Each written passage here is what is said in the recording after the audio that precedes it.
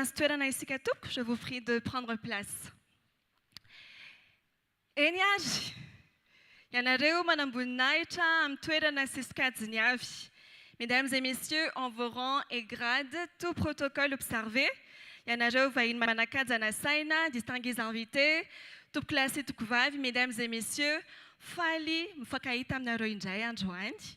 Quel plaisir de vous retrouver ce matin. Dia makasitraka antsika rehetra ny amin'ny fanotronana an'izao fotoana izao, misaotra anareo manome lanja an'ity fotoana ity. Et nous vous remercions de votre présence. Merci d'avoir accordé une importance à cette journée. Ndao isika teka mafy anareo aloha. Applaudissons très fort pour vous s'il vous plaît. Ko satria moa zany isika hiaraka hidinika ho fanaingana ny toe-karena, puisqu'il s'agit d'un dialogue privé-privé, dia araka anao hamohamo kely isika. Je vous propose de briser la glace entre nous, s'il y en a. Mangataka tsika hitsangana ara, dia mba arabao ilay olona mbola tsy fantatrao. Je vous prie de vous lever et saluer, s'il vous plaît, la personne que vous ne connaissez pas encore. Eh oui.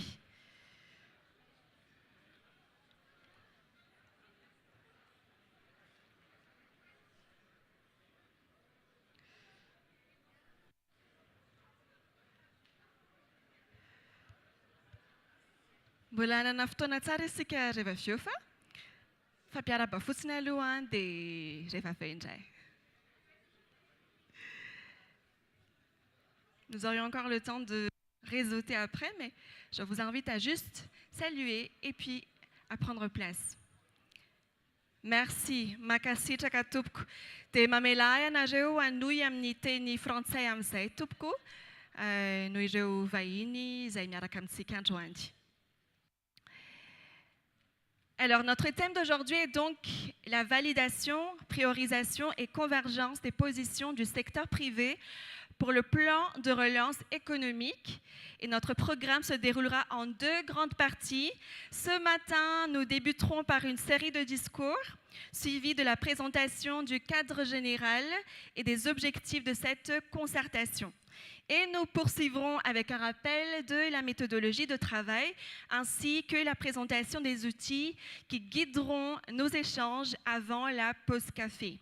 Et la discussion se poursuivra ensuite à travers des ateliers transversaux et nous conclurons la session de cette matinée par une pause déjeuner.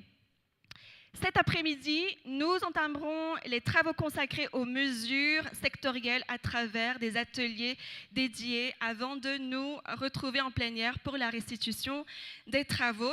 Et la journée se terminera par une synthèse générale et la clôture officielle. Nous allons donc à présent ouvrir cette journée avec la série de discours et je demanderai respectueusement à Madame la représentante du comité de pilotage des assises de bien vouloir prononcer le mot de bienvenue. Je vous prie d'accueillir, s'il vous plaît, Madame la directrice générale de DBM. Sous vos applaudissements.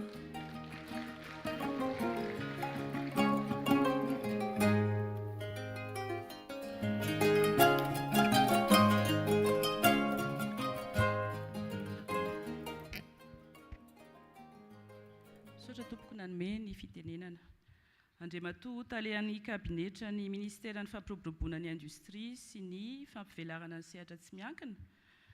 Ianareo président de groupement rehetra sy mpiambana ao amin'ny sehatra tsy miankina tonga androany eto amin'ity fotoana ity. Ny mpiara-miasa sasatsasany ao anivon'ny ministère marihana fa ny membre ny comité de pilotage moa dia ny ministère ny industrie sy ny développement secteur privé sy ny ministère ny économie et finance izay ampin'ny EDBM. Ianareo mpiara-miasa eo anivon'ireo ministère ireo sy ny mpiara-miasa ao amin'ny EDBM. Isaorantsika ihany koa ireo mpiara-mombonantoka misy tonga eto amin'izao andro anio izao sy nanampy tao anatin'ny processus nahatongavantsika amin'izao tanjona izao. Anisan'izany ny eto ianao Andriamatoa coordonnateur national ny programme PIC, ni Climinvest, vaccine Union européenne, ni BAD à travers un programme PISF. Tsara ny manamarika fa nanampy be ireo mpiara-mombonantoka ireo tao anatin'ny fanatotosana n'izao assise zao indrindra tany amin'ireo consultation izay nataontsika teny anivon'ny faritra Isatsokajiny. Ny anjara-pitenenako tompoko amina mpikambana ao anatin'ny comité de pilotage dia ny manamafy ny zava-bita hatreto dia araka ny efa fantatritsika dia tamin'ny 19 janvier no napetraka ny fitondram-panjakana ny fametrahana an'izao processus na dialogue public privé sy concertation hoentintsika ametrahana ny plan de relance économique iarahany sehatra tsy miankina sy ny fitondram-panjakana. Ny EDBM dia anisan'ny mpanatanteraka ary mpanamora ny fametrahana an'izany dialogue public privé izany ny anjara andraikiny. Ny tsara mariana ihany koa dia taorianan'izay 19 janvier izay araka ny efa fantatritsika rehetra dia nisy ireo concertation teny eo anivon'ny faritra natao tamin'ny 29 janvier tao anatin'ny faritany anankidimy izay niarahany tompona andraiky mpanjakana sy ny sehatra tsy miankina niarany dinika toy ny nataontsika eto amin'ny renivohitry ny Madagasikara. Ankoatran'izay ihany koa efa hitantsika ihany koa nisy ny assise izay nataon'ny sehatry ny tourisme manokana sy ny agribusiness niarahana tamin'ny MINAE ary omaly dia nisy ny concertation izay niarahan'ireo secteur public ary tsara ny manamafy fa anisan'ny tonga daholo tonga navitrika ary nahitambokatra hatreto ny ataontsika hoe ny dinika nataon'ireo sehatra ara-panjakana par rapport amin'ny concertation sy ny consultation rehetra izay nataontsika tao anatin'izay fotoana lavalava izay. Ny toyan'ny programme dia araka ny efa nilazaina tamintsika ihany dia hisy sy nilazain'ireo tompona andraiky mpanjakana dia hisy ny session ny dialogue public privé izay ho ataontsika amin'ny 9 mars sy ny 11 mars izay ho alefa amintsika ihany moa zany ny détail an'izay dialogue entre le secteur public privé izay. Tsy adinontsika ny tanjona dia ny fametrahana les plans de relance économique ici ny engagement ny avy any amin'ny sehatra tsy miankina sy avy eo amin'ny secteur public na ny fitondram-panjakana izany. Tsy ahivitsika ihany koa fa isaorana ny fiaramisalany araka tamin'ireo partenaires techniques et financiers ny partenaire international izay namatsy ihany koa an'ireo consultants experts izay ho hitantsika hiprésenter ny travaux ny résultat ny travaux. Ny chef de mission Eric Robson Andriamianja no mitarika azy ireo ary izy ireo no nanatotosany ny asa rehetra izay nandravina an'ireo etaeta avy aty amin'ny sehatra tsy miankina. Nijery ihany koa ny priorisation au niveau an'ireo concertation rehetra ary nanamora ny dialogue public izay natao omaly ary izay izaraina amintsika androany. Ny farany tiako zaraina amintsika dia araka ny fantatritsika dia décret no mametraka ny dialogue public privé eto Madagasikara zany dia efa tamin'ny 2015 izy io no voarafitra ary efa manomana miaraka amin'ny fitondram-panjakana ny EDBM amin'izao fotoana izao ny fanavaozana anazy io satria efa ela izy io ary efa miova ny fomba famindra sy ny fomba fitantanana ny dialogue public privé eto Madagasikara. Maro ireo entité izay mangataka ny idirana ao anatin'izany na tsy resaka fotsiny ny dialogue public privé régional izay anisan'ny tena tsindriana amin'izao fotoana izao hoentin'ireo mpamatsy vola fanampiana ho antsika manokana amin'ny fanatsarana ny tontolon'ny fandrarahana. Raha tsy teny fotsiny koa ny ataontsika hoe ny représentativité ny sehatra tsy miankina ao anatin'izany hoe plateforme manao ny dialogue public privé izany ary ny farany dia hoe ahoana moa ny ahafahantsika manamafy hatrany ny tontolon'ny fandrarahana dia mamoaka foto-kevitra izay manana caractère exécutoire na ho an'ny sehatra tsy miankina na ho aty amin'ny fitondram-panjakana. Izay tompoko ny anjara fitenenana fa dia mirary fahombiazana ho an'ity tontolon'andro ity dia misaotra indrindra makatelina tompoko lahy makatizaka tompoko vavy.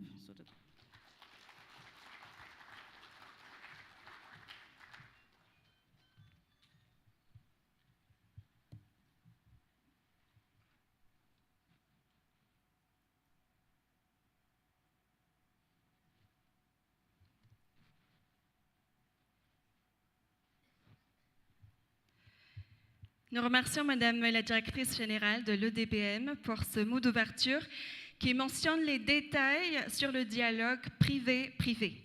À présent, nous aimerions céder la parole à Monsieur le coordonnateur national du PIC 3 et nous tenons justement à les remercier pour leur appui dans l'organisation de ces assises. Je vous prie de l'accueillir chaleureusement, s'il vous plaît.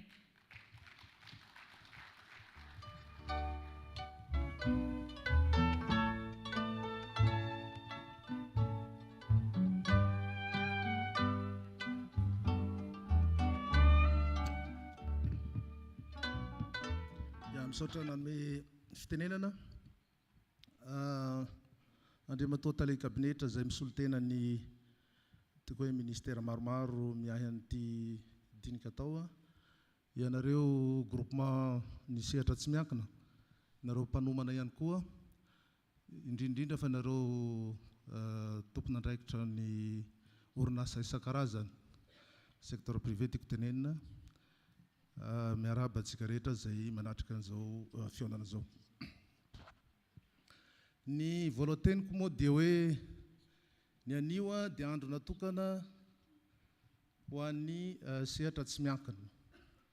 Omaly moa no natokana ho an'ny sehatry ny publika. Kanefa ao anatin'izany dia nomeny mpanomana anjara fitenenana zahay satria everiko fa ny tetikasa pôle intégré de croissance zay projet d'appui au secteur privé dia manao ny atao hoe transition angamba. Omaly publika ny anio ho an'ny privé kanefa zany tetikasa zany dia tetikasan'ny gouvernementa malagasy natao hanohana tokotrana ny sehatra tsy miankina satria tsy misy ny fiarikarena hiakatra raha tsy amin'ny alalan'ny fampiakarana ny secteur privé moa zany tiako lazaina. Ny projet pika tokoa moa dia manohana amin'ny sehatra maro indrindrindra atao amin'ny secteur public mba hahafahan'ny publika manome tontolo ahafahan'ny sehatra tsy miankina miasa. Zany mahatonga anay eo akaiky ny DBM amina sehatra maro karazana indrindrindra amin'ny fanatsarana ny tontolo ahafahana mandraharaha eto Madagasikara na eto au niveau national zany na ny any amin'ny faritra. Zany ihany koa ny mahatonga ny tetikasa pika manala ireo vesatra verina vesatra ny vesatra indrindra moa eto amin'ny fampiroboroa sehatra tsy miankina amin'ny toe-karena ny ankapobeny eto Madagasikara dia ny fotodrafitrasa. Ny tsy fananana fotodrafitrasa mifanaraka amin'ny filan'ny sehatra tsy miankina. Ary ao ihany koa ny défi lehibe amin'ny resaka capital humain. No ireo antondreo mahatonga ny tetikasa manao fotodrafitrasa maro mba ahafahan'ny fizahantany mandeha araka ny tokony ho izy mba ahafahan'ny fampiakarana vokatra mandeha amin'ny tokony ho izy satria raha tsisy ny lalana dia tsy afaka miasa ny sehatra tsy miankina. Toy izany ihany koa ny fotodrafitrasa momba numerika zay sehatra vaovao vao idirana. Atao zany amin'ny sehatra amin'ny fotodrafitrasa sy ny resaka fanofanana ny olombelona mba hanaraka ny fenitra takiny zany sehatra tsy miankina zany. Ny zavatra ray lehibe tiako lazaina dia tokana ihany ny anio. Maro tokoa ny sakana eto amin'ny firenentsika ny fahasarotana moa zany indrindrindra amin'ny tontolo. Maro ny ataoko hoe fahasarotana eo amin'ny resaka fotodrafitrasa. Manana ihany koa tsika ezaka lehibe tsy maintsy atao amin'ny resaka fampiakarany fahaiza-manao ny mpiasa zany. Kanefa zany dia tsy nisakana mihitsy ny sehatra tsy miankina tsy nanao ny asany nandritra n'izany fotoana lavabe zany. Tena iarahantsika mahita ny défi ny énergie sy ny karazany fa nijoro ihany sehatra tsy miankina eto Madagasikara ary dia izy ireo miinvestira ihany manao ny création d'emploi ihany mandony hetra ihany ao anatin'izany fahasarotana zany. Fiheverako azy mendrika no ajain'ity firenena ity zany sehatra tsy miankina zany koa dia za manongana koa dia tena mahatsapa fa mendrika hoderaina ny sehatra tsy miankina eto Madagasikara zay miasa ao anatin'izany tontolo ataoko hoe sarotra kanefa tsy miketraka mihitsy manohy ny asa tokony ataony. Ny faharoa lehibe dia ny hoe raha ohatra ary tsika mahay miatrika n'izany fahasarotana zany manana résilience ao anatin'izany ahoana ny tokony ataony sehatra tsy miankina hamadihana n'izany fahaizana miatrika fahasarotana zany a makany amin'ny fahaizana miara-miasa. Marina fa ilaina ny fampitokisana eo amin'ny tsy miankina sy ny fanjakana, fa everiko ihany koa fa lehibe ny fampitokisana eo amin'ny samy sehatra tsy miankina. Zany hoe ny fiaraha-miasa bebe kokoa amin'ny samy mpandraharaha tsy miankina. Satria raha hiatrika antsika ny tsena amin'izao andro zao, miatrika antsika ao anatin'izany fahasarotana zany a, dia ny mutualisation, ny approche sy ny infrastructure dia isan'ny lalana anankiray a everiko hoe tokony ho défi. Satria raha jerena ny statistika eto Madagasikara dia ny orinasa isam-batan'olona ny maro, vitsivitsy kokoa ny fiarahana. Kanefa everina fa tena défi lehibe zany hoe miatrika tsena, miatrika fifaninanana, ka raha andeha samy rery a dia verina tsaratsara kokoa raha amafisina zay hoe mutualisation ny ressources na ny stratégie sy ny karazany zany. Misy foana moa raha malala ny eo amin'ny sehatra tsy miankina, misy ny coopération, misy ny concurrence, fa concurrence tokony hoe ao anatina sehatra mazava. Izay faran'izay no everiko hoe défi ho antsika rehetra, satria ilaina ny fampitokisana amin'ny samy tsy miankina mba hanambatra ny hery hiatrehana ny fahasarotana amin'ny zavatra. Izay ihany tiako lazaina fa dia makasitraka makatelina ho anareo indrindrindra sehatra tsy miankina.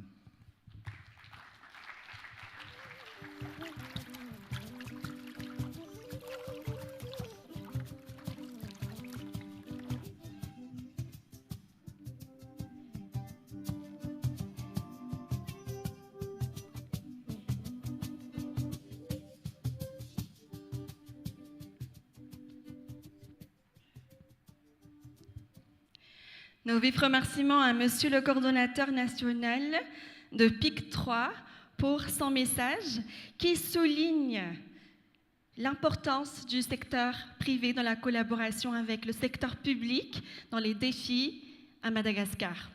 Nous enchaînons avec l'intervention du représentant du secteur privé.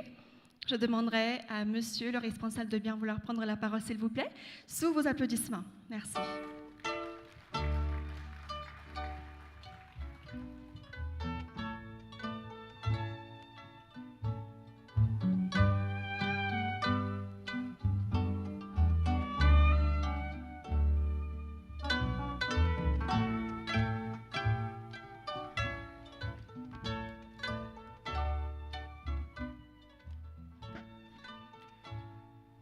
Andriamato talehan'ny cabinet ao amin'ny MIDSP, Ramatoa tale général ny EDBM, ianareo filohan'ny groupement Isatsokajany, Ramatoa sy Andriamato solitena ny sehatra tsy miankina, ianareo vahiny manakaja rehetra amin'ny laharana sy grade misy anareo rehetra.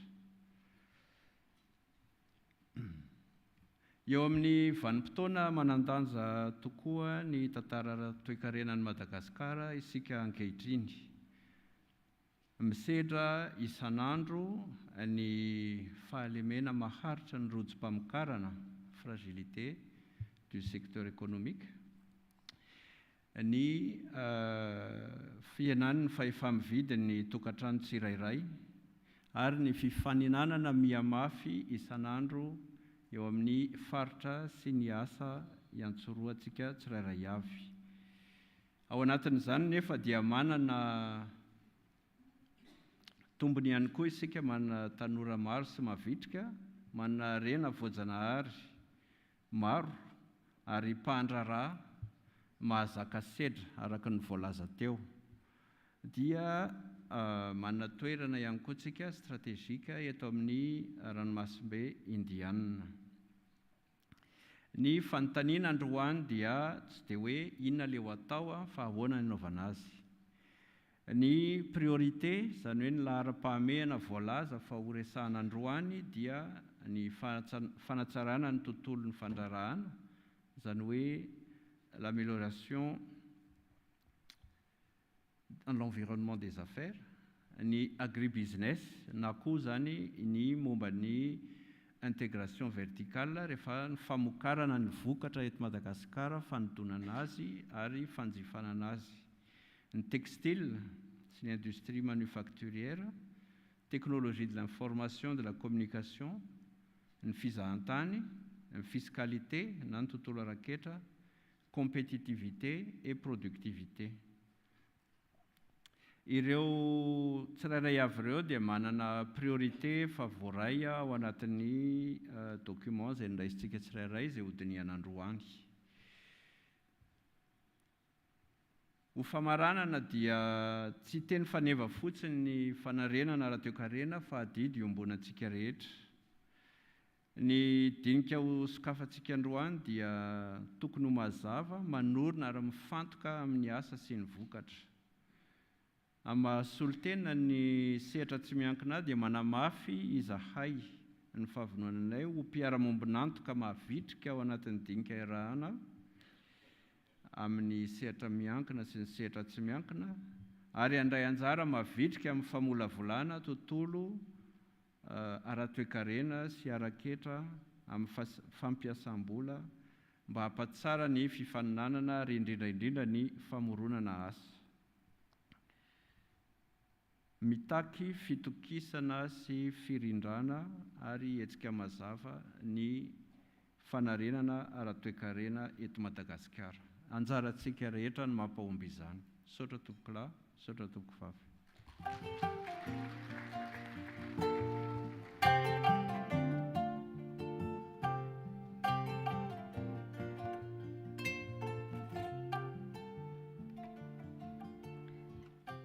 Nous vous remercions, Monsieur le représentant du secteur privé, pour votre discours d'engagement de ce secteur dans la relance économique.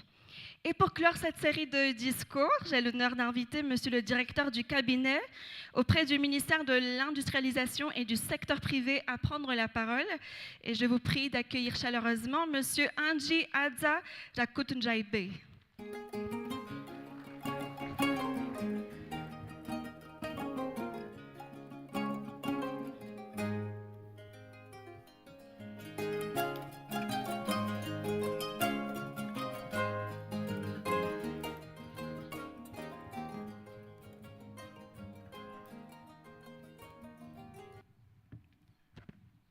Makasitraka nanome fitenenana tompoko.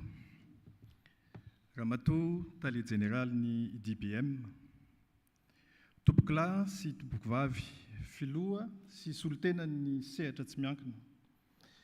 Tompoko lahy sy tompoko vavy, tompon'andraikitry ny SAE, tompoko lahy sy tompoko vavy, solotena ny coopérative Ajaina.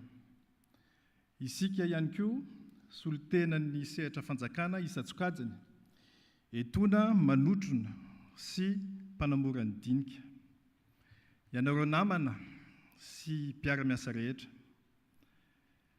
Voninahitra ho ahy ny ahafahana manokatra izao dinika izao, eo amin'ny sehatra tsy miankina izao, na ny dialogue privé-privé.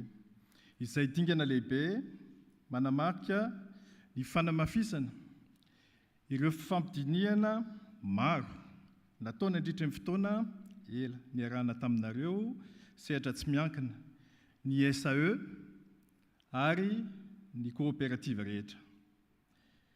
Ireo fifampiresahan'ireo dia nahafahana ny aina, ny olana, ny zavamisy iainan'ny tsirairay, nahafahana azafady, namantatra ireo sakana sedraina, ary indrindra nahafahana nanomboka namolavola vahaolana sy fanapahan-kevitra iraisana. Maneho ny fahavononan'ny sehatra tsy miankina ifanometanana sy aneo feo iray ho amin'ny fanaingana sy fampandrosoana ny toe-karen'ny firenena izany araky ny vina sy ny tanjona napetraka Andriamatoa filohan'ny fanavaozana ny Républicaine Madagasikara sy Andriamatoa Premier Ministre lehibe ny gouvernemanta. Tonga namin'ny dingana iray lehibe isika ankehitriny. Efa vita teto omaly ny dinika teo amin'ny samy sehatra fanjakana public izay dingana tena nilaina ihany koa tamin'ny fandrindrana ny asa sy ny politika eo amin'ny sampandrarahampanjakana. Ity dinika ataontsika ankehitriny ity kosa dia natao hanamafisana ny firaisan-kevitry ny sehatra tsy miankina sy andrafetan'izy ireo soson-kevitra mirindra. Mazava ny tanjon'izao dinika tsy miankina amin'ny samy tsy miankina izao. Hanamafy ny fifampidiniana, sarotra be ilay teny malagasy. Hanamafy ny fifampidiniana eo amin'ireo mpisehatra ara-toe-karena. Hametraka lahara-pahamehana iombonana. Hamolavola soson-kevitra azo tanterahana.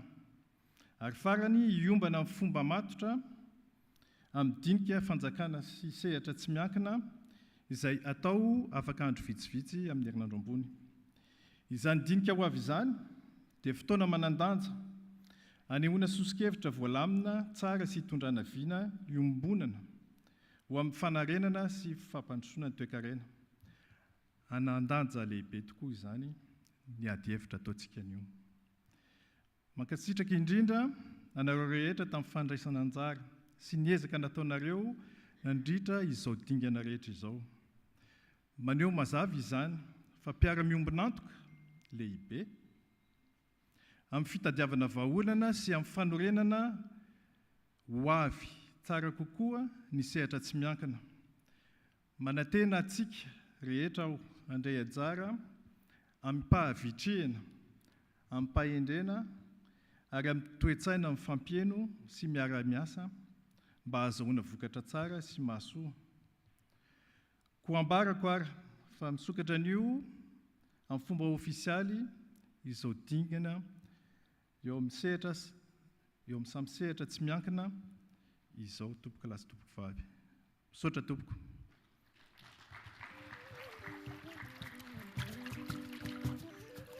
Quelques mots de bienvenue pour ceux dont la langue malgache, ou plutôt mon discours en malgache n'a pas été suffisamment clair et dont l'acquisition de la langue malgache est en cours de perfectionnement. Quelques mots de bienvenue à ce dialogue privé-privé qui fait suite au dialogue public-public qui a eu lieu hier.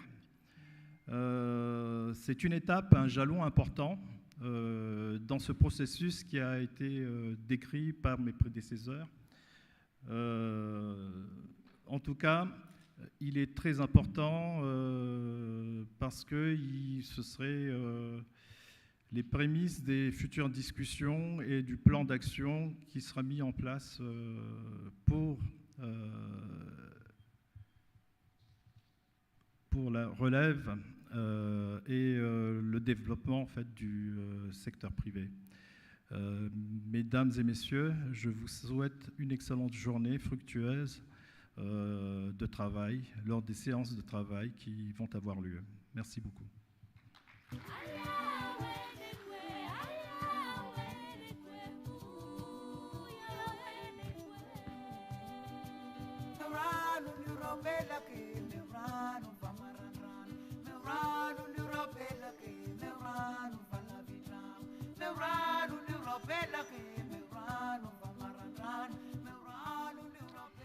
Nous adressons nos sincères remerciements à Monsieur le directeur du cabinet pour cette allocution d'ouverture officielle de ce dialogue privé-privé. À présent, mesdames et messieurs, nous allons enchaîner avec la présentation du cadre général des objectifs et du déroulement de la journée. Et je demanderai à Monsieur Eric Robson, consultant, de bien vouloir diriger cette partie, s'il vous plaît. Pourrions-nous applaudir très fort? Merci.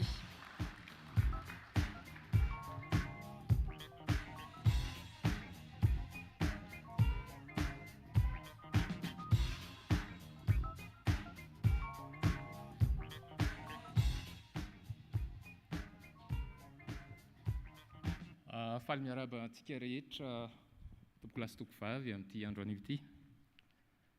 Ça fait plaisir de revoir des visages familiers, mais c'est bien aussi de découvrir de nouvelles têtes.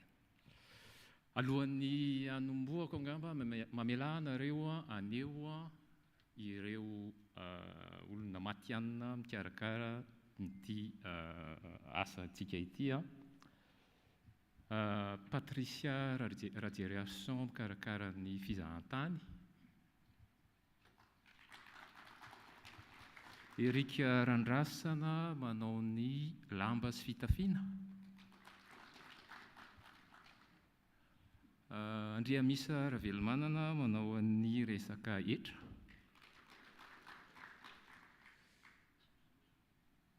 Toavina Ramanambelo manao ny teknôlôjia ny serasera sy ny fifandraisana. Jean-Gabriel Randriana Arson manao ny tontolon'ny fandrarana. Ary Freddy Mahazoasy manao ny compétitivité. Ary Edy Randria Miajasoa manao ny fambolena sy ny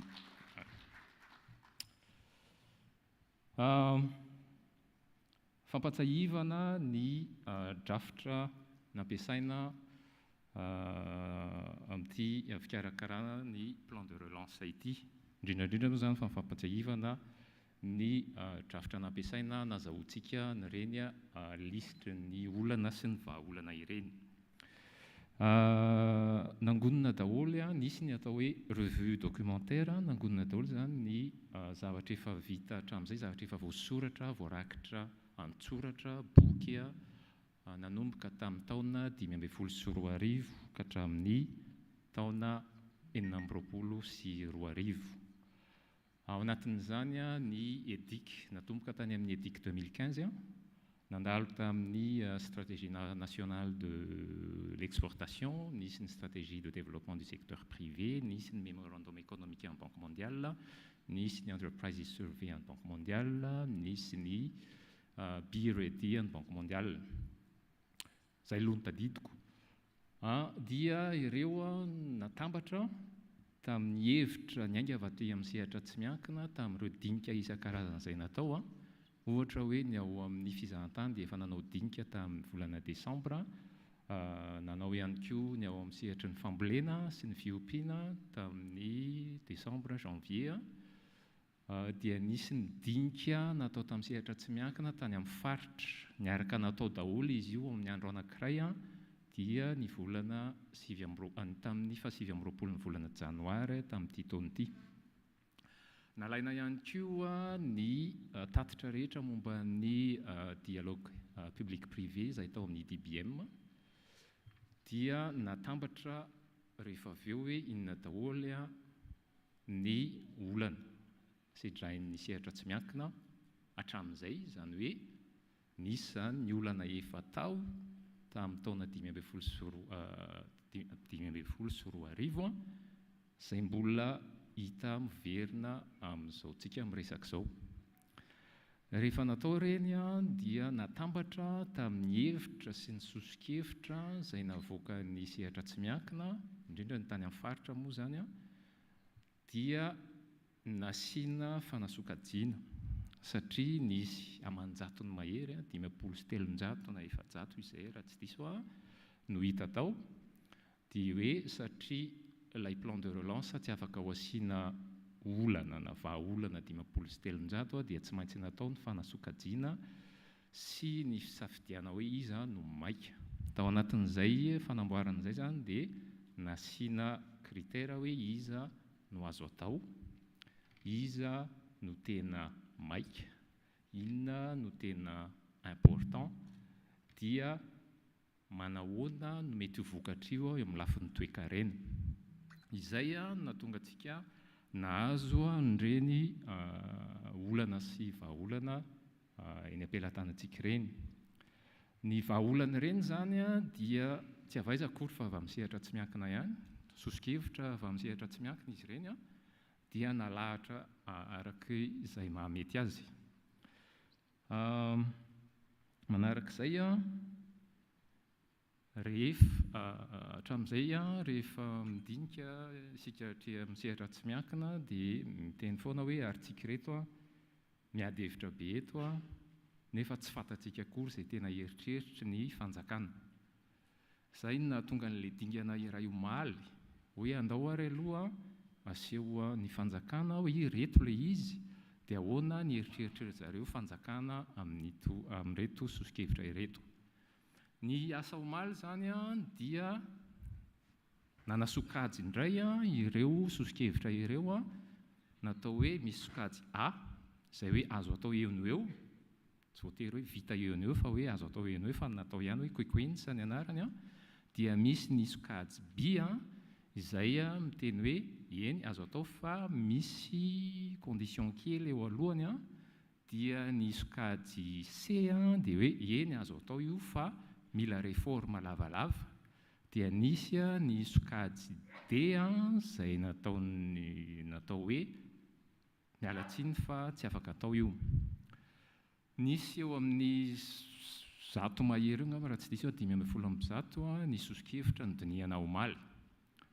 Tao anatin'ireo dia nisy 70 izay nataon'ny fitondram-panjakana hoe eny azo atao zao dia zao io. Nisy 70 izay nataon'zareo hoe atao io fa mety mila fotoana kely, misy fanamboarana kely mialoha azy. Ny anaky 5 nataon'zareo hoe kategoria C hoe atao io fa mila réforme lavalava.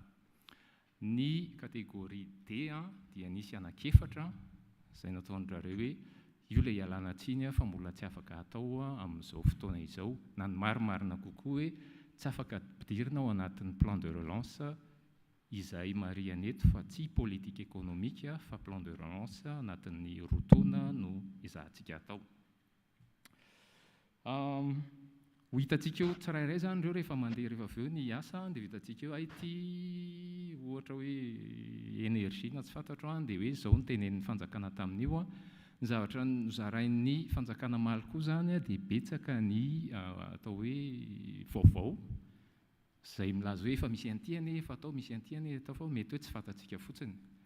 Ny zavatra anankiray koa dia ilay sosokevitra ireny zany dia sosokevitra avy amin'ny sehatra tsy miankina tamin'ny fotoana T, temps T izay hoe ny farany zany tamin'ny 29 janvier araka izay fantatry ny sehatra tsy miankina, izay iainany sehatra tsy miankina, izay reny sehatra tsy miankina, dia izay ny sosokevitra nomeny.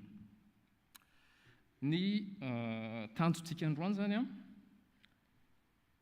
dia voalohany indrindra aloha ho aseho hoe inona ny hevitra ny fanjakana amin'ilay izy ho ekentsika ve ilay sosokevitra, raha ekentsika ilay izy dia ho placentsika indray hoe urgent sa important sa affaire, zany hoe tsy maninona na mbola atao lavidavitra aza. Ny antony dia tsotra ihany, araka ny voalazako teo tsy ho tafiditra anatin'ny plan de relance daholo ny sosokevitra manjatony na 50% na tsy fantatro ny tena tanjona dia hoe apiditra ao anatin'ny plan de relance action concrète izay ezahana arak'izay tratra hoe efa ahitana hatramin'ny financement sy ny programme d'exécution, ka tsy ho azontsika daholo ilay amanjatony fa tsy maintsy mametraka ihany indray tsika hoe priorisation.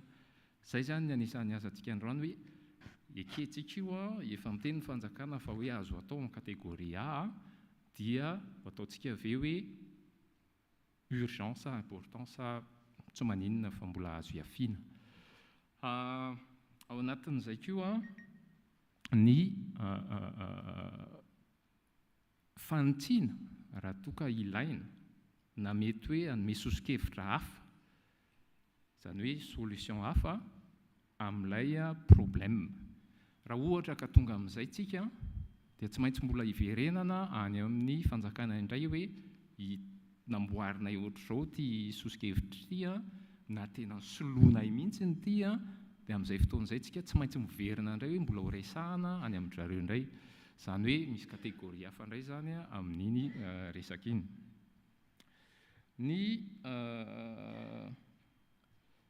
Ny fomba fiasa zany dia ho asesitra amin'izao maraina aloha dia mitovy ihany ny amin'ny hariva, ho asesy tsirairay zany izy ireo hoe ty mesure numéro 1 reto ilay izy ozy ny fanjakana hoe A io dia ozytsika hoe ekeny io olana io fa inona ny anaovantsika azy, atao maika be sa atao azo hiafiana.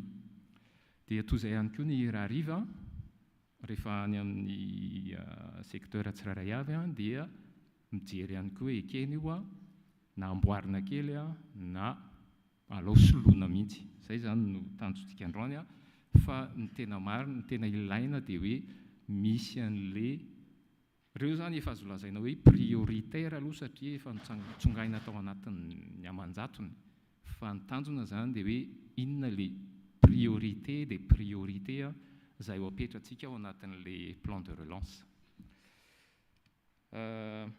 Aorianan'io a mbola andalo a analyse coût bénéfice a ilay mesure izay ho fiditsika. Fa iny a mbola amin'ny dingana manaraka indray a, fa dia efa teneniko aminareo zao aloha hoe mbola hisy an'izay ilay izy a, zay vao tena hisoratra tanteraka anatin'ny plan de relance. Zay tompoko fa dia mirary dinika, katrodo, mahafinaritra sy mahomby.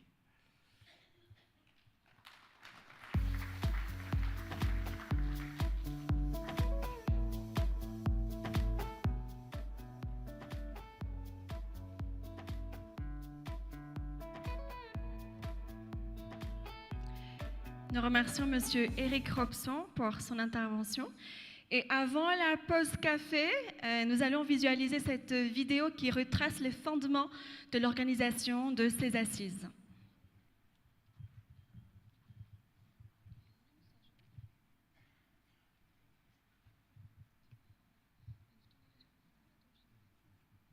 Famoronana asa misy kokoa ary Madagasikara dia nisafidy ny ametraka paikady mba ahatongavana amin'izany.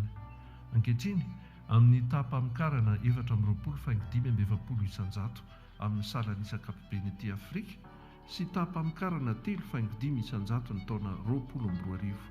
Tsy azo hidivirana intsony ny fanavaozana. Koa ho fanangana ny toe-karena dia mila avaozana ireo vona mitarika ny sakana, ny sarany, ireo fitsipika, ny angovo sy ny fisitrahana famatsim-bola izay tokony irindra tsara. Tsotra ny entin'ny gouvernemanta amaliana izany. Tetikady fifanomezan-toky ary tondro fandrefesana. Ny tanjona dia ny amoahana fifanekena nasionaly miaraka amin'ny fifanarahana amin'ny asa vita, tetiandro mazava sy rafi-pitantanana ary fanaraha-maso.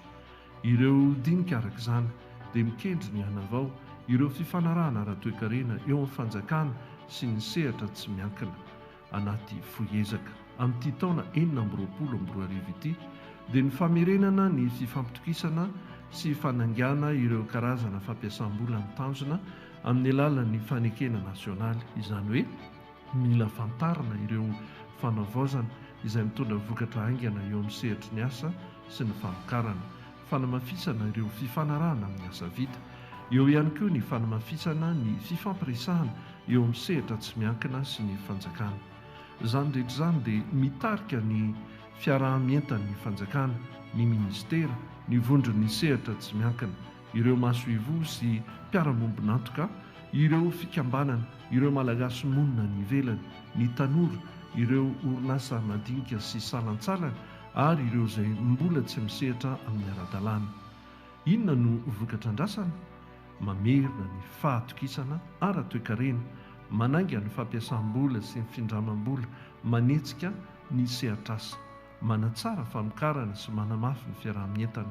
Efa fantatra ireo sehatra lahara-pahamehana ary ireo tetikady dia mampitambatra ny firindran'ny harfaobe sy ny fepetra raisina amin'ny fifaninanana miaraka amin'ny fifanarahana amin'ny asa izay azo refesina sy araha-maso. Efa mipetraka ireo paikady rehetra, task force, komity mpitantana, komity mpanatanteraka, fivoriana efa manaraka tetiandro, fanatonana ny sehatra tsy miankina, fiaraha-midinika amin'ireo sehatra asa maro ary fifampiresahana amin'ireo avy any amin'ny faritra. Ny tetiandro ihany koa dia efa mipetrapetraka, efa nindroso tamin'ny dinika ny volana desambra 2020 raha natomboka tamin'ny fomba ofisialy ny 7 febroary 2020 izany. Nanaraka azy tao ny dinika isam-paritra ary efa hiditra amin'ny fifampiresahana amin'ny sehatra tsy miankina ny faran'ny volana febroary sy voalohan'ny volana martsa, mandra-pandrafitra ny fifanekena nasionaly sy ny drafitra fifanarahana. Nidinika ho fananganany toe-karena dia maneho ny fahavononana iainga amin'ny fifampiresahana makany amin'ny tena asa sy fanekena iroso amin'ny vokatra. Pourrions-nous applaudir très fort, s'il vous plaît? À présent, mesdames et messieurs, nous allons procéder à la pause café. Je vous demanderai de bien vouloir vous diriger vers la salle plénière, s'il vous plaît. Nous aurions donc 15 minutes, après quoi les hôtesses vont nous guider vers les salles dédiées pour la première session de discussion en ateliers transversaux. À tout à l'heure, merci. Ah, d'accord, excusez-moi, il y a un léger changement, donc nous revenons dans cette salle même. Merci.